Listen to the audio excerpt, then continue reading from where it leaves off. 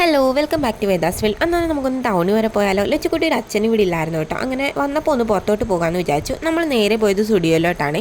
അങ്ങനെ സ്റ്റുഡിയോയിൽ കയറി കുറച്ച് ഡ്രസ്സൊക്കെ നോക്കണമായിരുന്നു. അങ്ങനെ കുറച്ചൊക്കെ നോക്കി, പക്ഷേ എനിക്കൊന്നും അങ്ങോട്ട് ഇഷ്ടപ്പെട്ടില്ല കേട്ടോ. അങ്ങനെ അച്ഛനും മോളും കൂടെ അതിലേക്ക് ഇങ്ങനെ പരതി നടന്നു.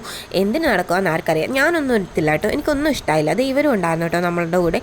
അങ്ങനെ അവരുടെ കൂടെ നമ്മൾ പോയി എന്ന് വേണം പറയാൻ. അങ്ങനെ കുറേ നേരം അതിനകത്തൊക്കെ ഇങ്ങനെ തെണ്ടി തിരിഞ്ഞ് നടന്നു. അങ്ങനെ കുറച്ച് കഴിഞ്ഞപ്പോഴത്തേക്കിനും ലച്ചുക്കുട്ടീനെ ഞാൻ എടുത്തു കേട്ടോ. അങ്ങനെ ഫുഡ് കഴിക്കാമെന്ന് വിചാരിച്ചു. ഫുഡ് കഴിക്കാൻ വേണ്ടി പോയപ്പോൾ ഒരു ബിരിയാണി മേടിച്ചു. പക്ഷേ ഉണ്ടല്ലോ, ആ ബിരിയാണിക്ക് അത് നിറയെ കുരുമുളകും പച്ചമുളകും ആയിരുന്നു. ഭയങ്കര എരിവായിരുന്നു. കുഞ്ഞിപ്പെണ്ണിന് ഇച്ചിരി കൊടുത്തപ്പോഴത്തേക്കിനും ആൾ കരഞ്ഞു കേട്ടോ. അവിടെ നമ്മൾ നേരെ പോയത് ബീച്ചിലോട്ടാണ്. ബീച്ചിലെത്തിയപ്പോൾ അച്ഛനും മോളും കൂടെ ഭയങ്കര വർത്താനം. എന്നെ മൈൻഡ് പോലും ചെയ്യുന്നില്ല. അങ്ങനെ കൈയൊക്കെ ചൂണ്ടിക്കാണിച്ചിട്ട് ലച്ചുക്കുട്ടി എന്തൊക്കെയോ പറയുന്നുണ്ട്. ചിലപ്പോൾ കടലിലോട്ട് പോകണമെന്നായിരിക്കും. അങ്ങനെ അപ്പം അച്ഛ പറയുന്നുണ്ട്, മോനെ അങ്ങോട്ട് പോകണ്ട, അവിടെ കടൽ കൂടുതലാണെന്ന്. അങ്ങനെ കുറച്ച് കഴിഞ്ഞപ്പോൾ കപ്പലിൻ്റെ വറുത്തത് കിട്ടി. അതൊക്കെ മേടിച്ചു. അത് കഴിഞ്ഞ് ഐസ്ക്രീം കഴിക്കാൻ തോന്നിയപ്പോൾ ഐസ്ക്രീം മേടിക്കാൻ പോയി. അങ്ങനെ എനിക്ക് റെഡ് വെൽവെറ്റിൻ്റെ ഫ്ലേവർ ആട്ടോ ഇഷ്ടം. അങ്ങനെ അത് മേടിച്ചു. ക്രീം ആൻഡ് കുക്കീസും ഉണ്ടായിരുന്നു കേട്ടോ അതിൻ്റെ കൂടെ.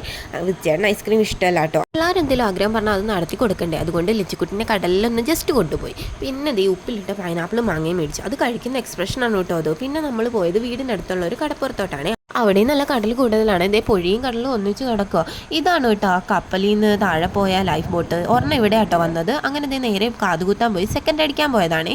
മഴയായിരുന്ന കാരണം പിന്നെ വീഡിയോ എടുക്കാൻ പറ്റിയില്ല. അപ്പോൾ എല്ലാവർക്കും ഓക്കെ, ബൈ.